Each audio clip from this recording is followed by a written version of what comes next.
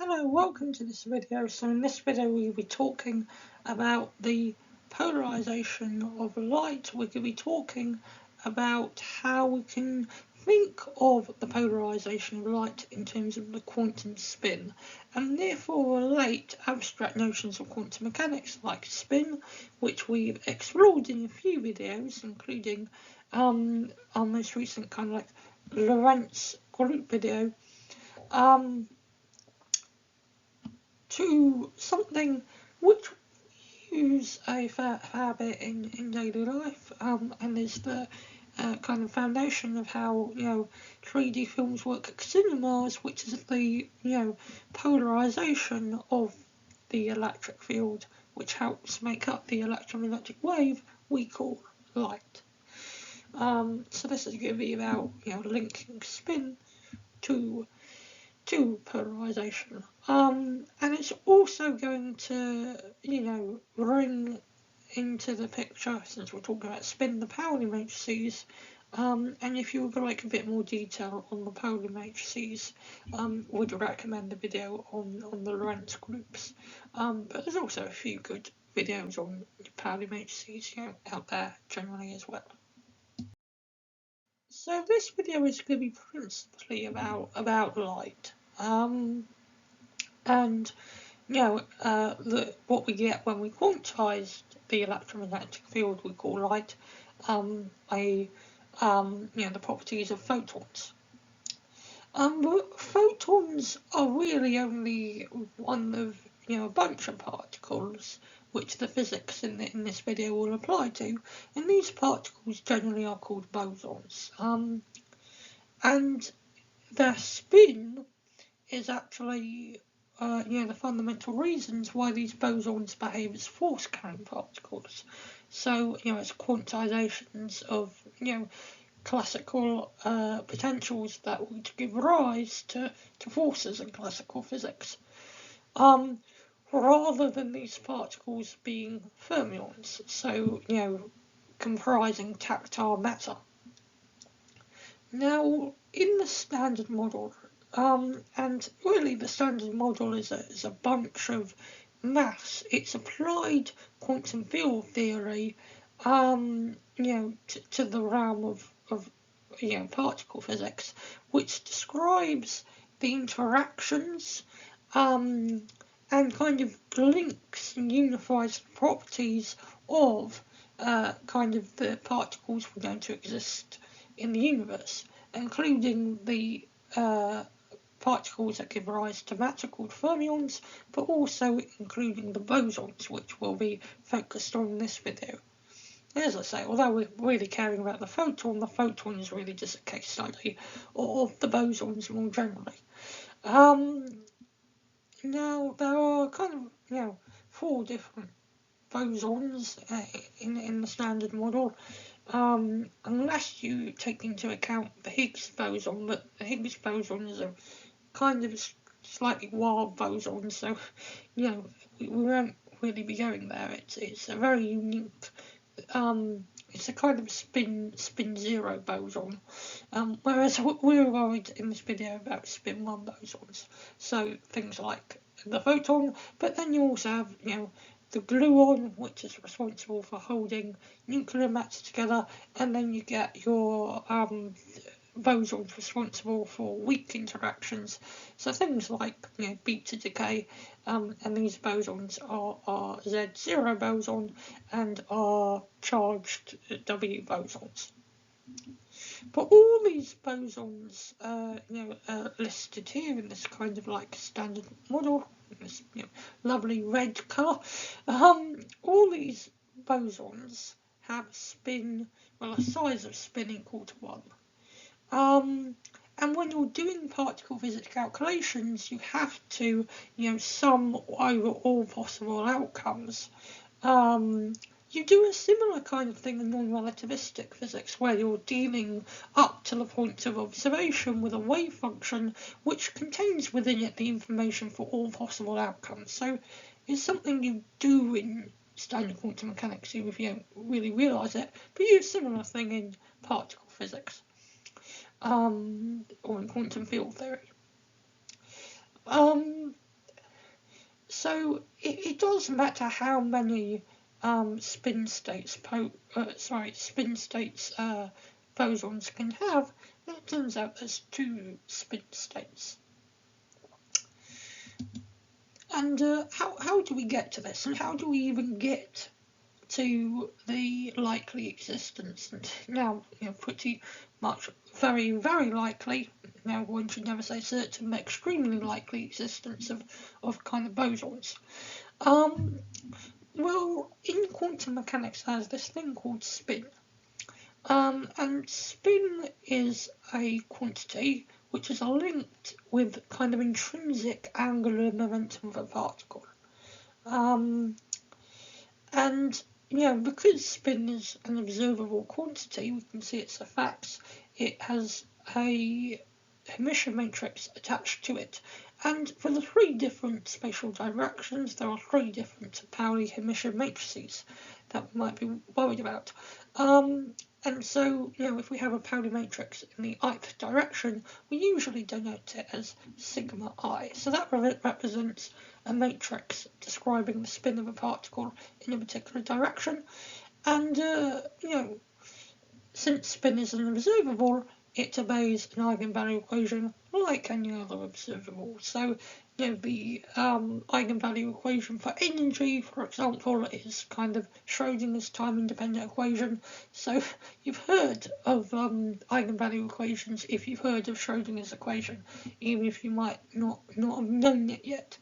But this is a kind of eigenvalue equation we have here, which says that our emission matrix, so a Pauli matrix, times our state vector describing the state of a particle with a particular spin, and we call this state vector a spinner, is equal to the amount of spin that particle has, so S subscript I, multiplied by the spinner. And we can now show that, at least in the case of the Pauli Z matrix, the sigma Z, this eigenvalue equation produces, eigenvalues, so values for Si of plus or minus 1. And I'm going to take sigma Z, the Z Pauli matrix, but you could pick any of the others. You could pick sigma X or sigma Y. You'll end up with the same conclusion. So if we're going to solve this, we have to write down the components of our chosen Pauli matrix. And sigma Z is given by 1, 0, 0, minus 1. Now, if you're wondering where these Pauli matrices kind of pop up from, these Pauli matrices are linked with a class of matrices called gamma matrices. And the gamma matrices, in turn, link ideas in relativity to quantum mechanics. So ultimately, spin, insofar as giving us these emission Pauli matrices, is the result of quantum mechanics having to be compatible with relativity, because they both occur in our universe. That's why we get these values for the components of the Pauli matrix. It doesn't disappear from nowhere. But anyway, for this video, we just could take the Pauli matrices as given. So we have this eigenvalue equation, and we can solve it like we solve other eigenvalue equations. If you'd like some kind of aid with solving eigenvalue equations, got a video on my channel on solving them, which might be fun to look into. But anyway, when we solve it, we're finding the determinant of this 2x2 matrix. And multiplying the determinants by -1, we end up with this expression. Where, if you multiply -1 minus z by -1, you end up with 1 plus z, which is why that, second factor is, well, that second thing, we're multiplying our first thing by, comes from. That's why we get a 1 plus sz. Now, if we kind of then multiply everything out, our kind of plus sz will cancel with a minus sz, and then we'll be left with sz squared minus 1 equals 0, and since sz corresponds to a physical observable, it's the possible spin values for a particle with spin along the z-axis. Sz is going to have to be a real number, and the only real numbers which satisfy sz squared minus 1 equals 0 is sz equals plus or minus 1. Now don't forget the plus or minus. It's important there are two polarization states for our boson, our particle. And it's a boson because it has integer spin, but there are clearly two possible eigenvalues, so there's two possible values for the spin, and that corresponds to there being two possible spin kind of states. And whilst those are the only two possible spin states, we can, using the principle of quantum superposition, add them together, and as we will see when we add them together, we'll end up with linearly polarized light, which, it's important to understand that aspect of light if you're considering, reducing the glare of reflections and other things, but we'll come on to that in a moment. First, we have to understand, firstly, what the corresponding spin states are. So what spinner corresponds to sz equaling 1, and what spinner corresponds to sz equaling minus 1, and then we'll look at doing quantum superposition with those states and see how that leads to linearly polarized light. So we're now going to find our spinners, so our state vectors for our spin states. So we have our eigenvalue equation, and we can write it like this. Now, our spinner is going to have two components, because to multiply our Pauli matrix by the spinner and end up with some scalar multiple of our spinner, by the rules of matrix algebra, the spinner has to have only two components, given our Pauli matrices are 2 by 2 matrices. It wouldn't make any mathematical sense. Our equation wouldn't make any mathematical sense if our spinner had less or more than two components. And I'll call these components A and B. And we already know, because we've already seen on the last slide, that the eigenvalue for spin is plus or minus 1. So we're describing bosons.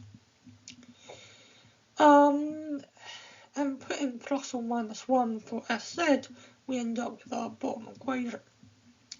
And using rules of matrix algebra, we have this, which if we just simplify a little bit, looks like A minus B equals plus or minus AB.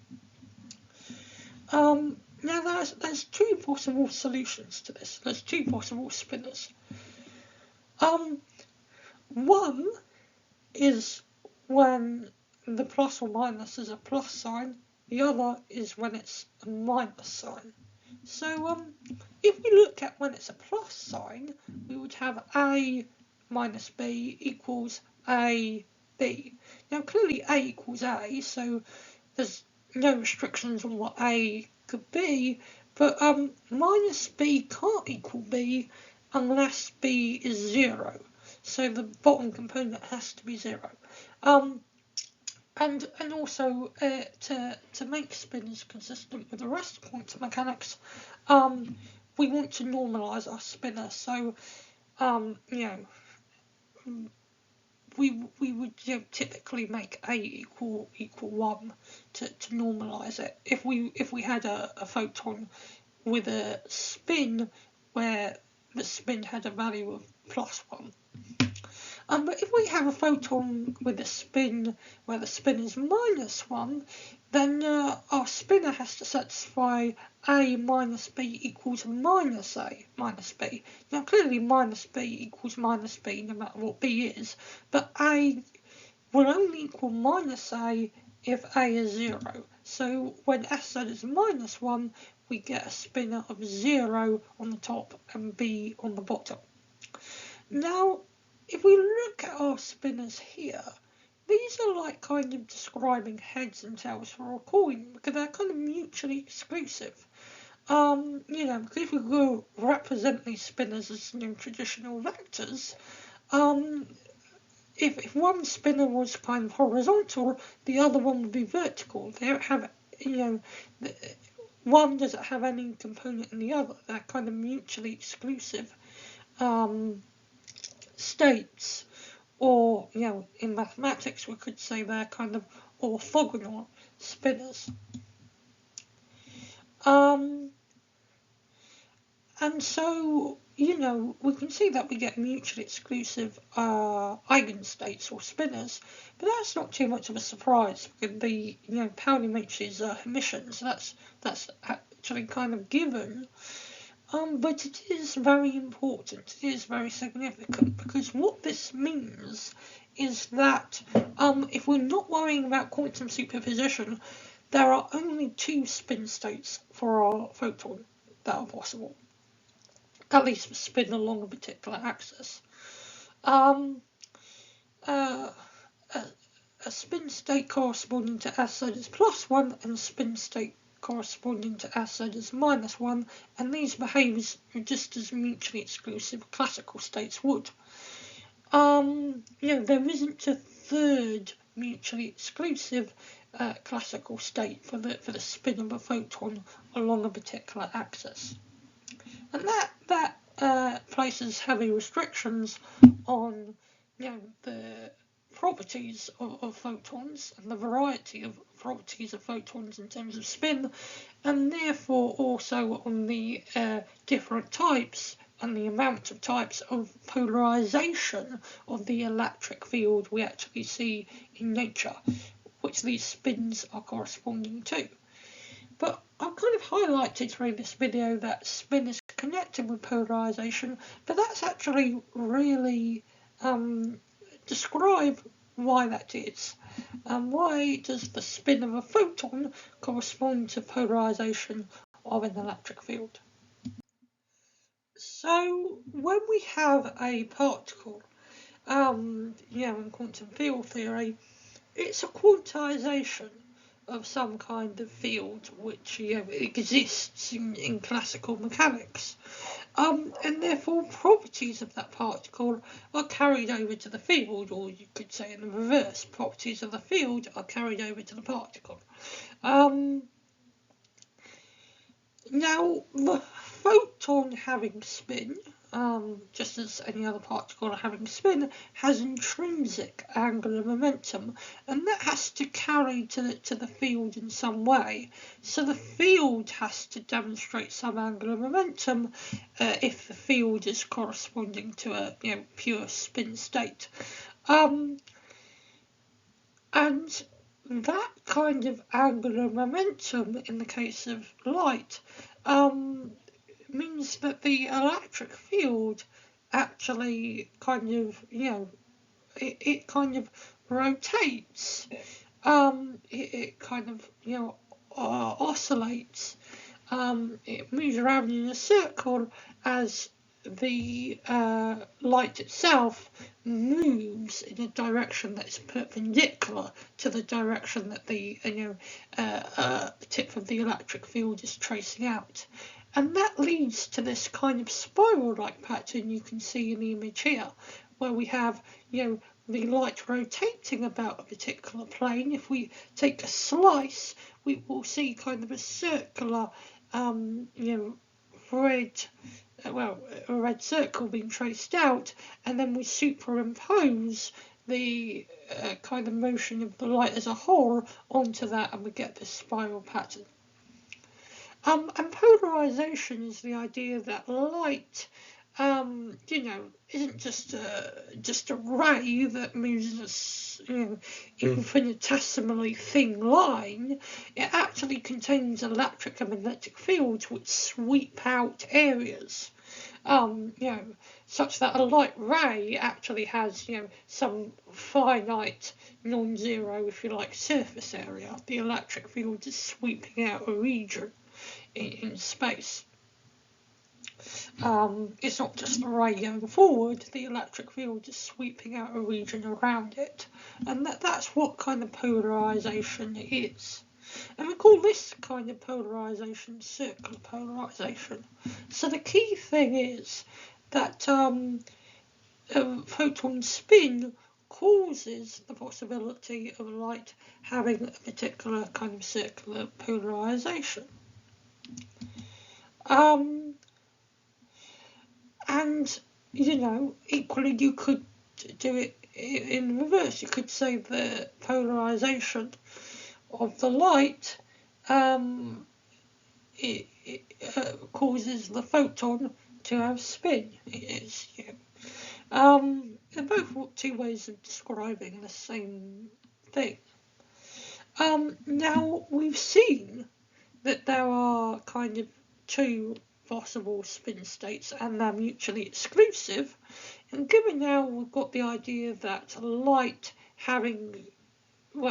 being made of photons which have spin means that the light in a pure spin state will be circularly polarized, we can ask, well, how, like, what might our mutually exclusive circularly polarized states be? Well, two mutually exclusive states is kind of light kind of having clockwise circular polarization and light having anti-clockwise circular polarization. So that's a way to think about the two possible spin states of our photon. Once we pick the direction of our photon, which will correspond to picking, once we pick the direction the light moves, which corresponds to, picking one of our three Pauli matrices, there are only two possible spin states, because we can have the electric field kind of sweeping out a circle, if you like, that moves anti-clockwise and is perpendicular to the direction of motion, or we can have light where the electric field sweeping out a circle that moves anti-clockwise, where that circle is also perpendicular to the direction of propagation. And so that's how to think about the link between spin and rotation. And there are hints in the video on the Lorentz group, but it's worth mentioning now that the fact that the spin of a photon produces a very direct kind of rotation in 3D space is linked to the fact that you can use the Pauli matrices to generate rotations. Because the generators for Euclidean rotation contain the Pauli matrices, so there's a clear link between the two. For matter particles, it's a little bit more complicated because the spinors for matter particles are not eigenstates of the Pauli matrices directly. They're eigenstates of fractions of the Pauli matrices, which is something we'll come on to when we look at fermions, hopefully within the next video. But anyway, for this video we're talking about bosons, and you can think about mutually exclusive spin states for bosons as just circular polarization of the field those bosons correspond to. Now, if you've seen polarization before, chances are you were not introduced to it through considering circularly polarized light. It was almost certainly the case that you firstly encounter polarization by looking at linearly polarized light. So cases where the electric field doesn't sweep out a kind of circle in 3D space, it traces out a curve corresponding to the electric field only having vertical or perhaps horizontal motion, whilst the electric field is travelling perpendicular to that. Because if we look at our red curve, we can see that this is like the tip of the electric field is moving up and down, whilst the electric field, or the light itself, is kind of travelling horizontally. And so, when you've seen electric fields before, you've probably seen linearly polarized electric fields, like the one that we have here in red.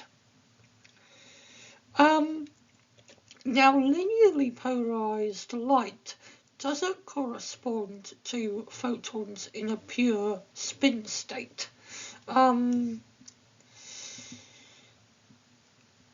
Instead, linearly polarized light kind of contains, if you like, photons which are in a quantum superposition of our spin states. And this superposition works like other superpositions in quantum mechanics. So, that's considered, for example, what if we had an equal superposition of kind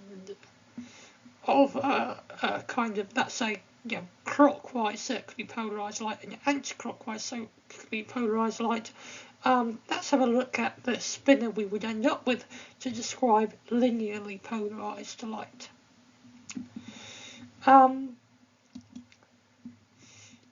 Well, when we add them, we'll get psi is equal to A on the top and B on the bottom.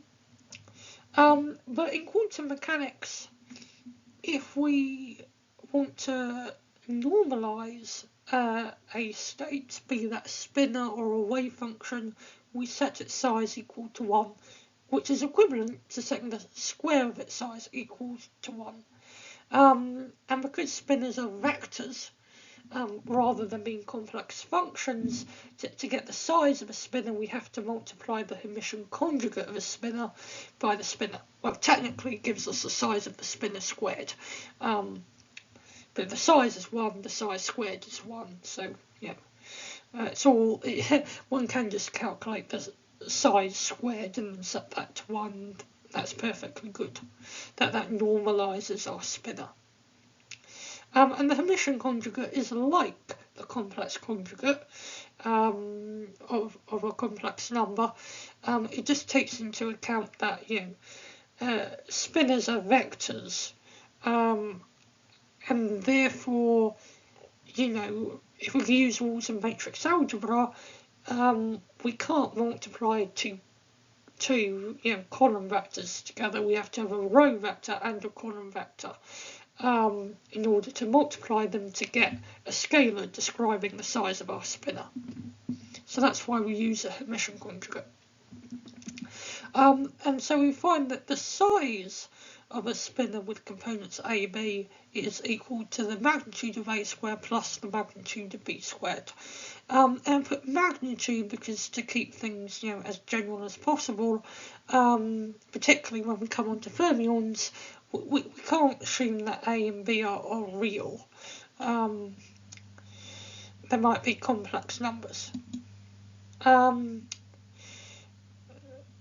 But if we say that the size of A squared plus the size of B squared is 1, which corresponds to a normalized spinner, then if we assume equal mixture of our pure spin states, so we assume that the size of A equals the size of B, we can substitute the size of A equals the size of B into the size of a squared plus the size of b squared is 1 to end up with that a and b is 1 over the square root of 2. And so we have, for an equal mixture of pure spin states, a photon in a quantum spin state of 1 over the square root of 2 of 1, 0 plus 1 over the square root of 2 of 0, 1. And as I say, this ensures that the kind of spinner is normalized. It ensures that it has a size equal to 1. Now, importantly, you might be tempted to say that a linearized kind of electric field, if you like, so linearly polarized light, since it's not, the electric field isn't in any sense rotating or sweeping out some kind of circle or arc perpendicular to the direction of motion, that the photon doesn't have any angular momentum, neither does the light. However, that's not true. The photon, well, the truth is that our photon is in a superposition of spin states.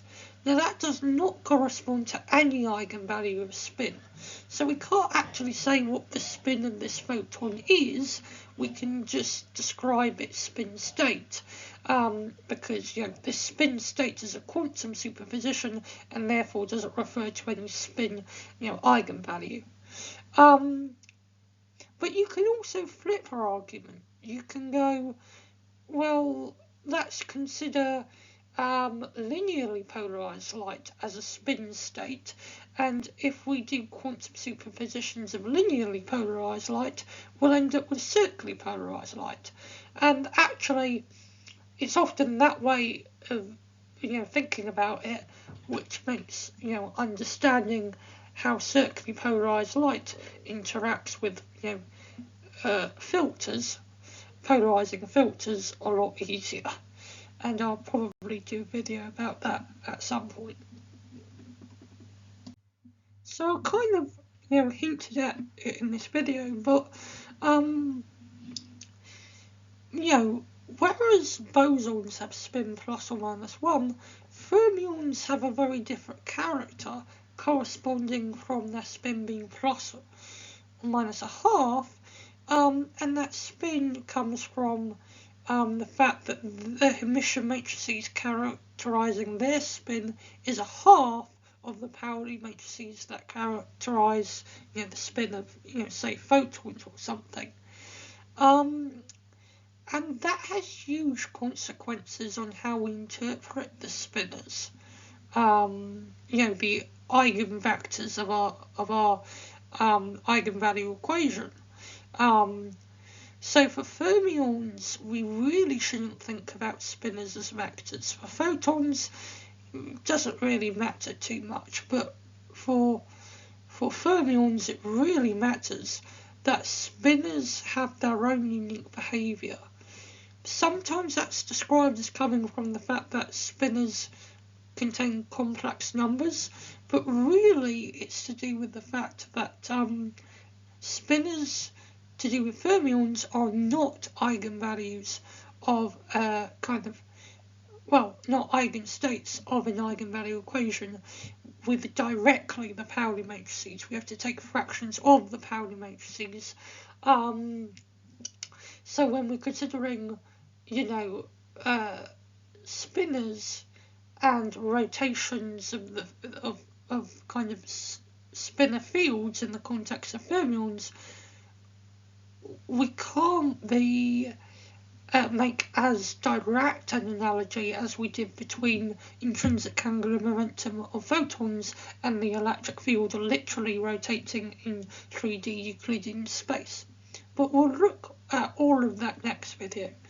But I hope for this video you've got something out of thinking about polarization of light. It's helped explain what polarization is at a quantum level, and I hope to see you for more wonderful stuff on spin and spinners soon.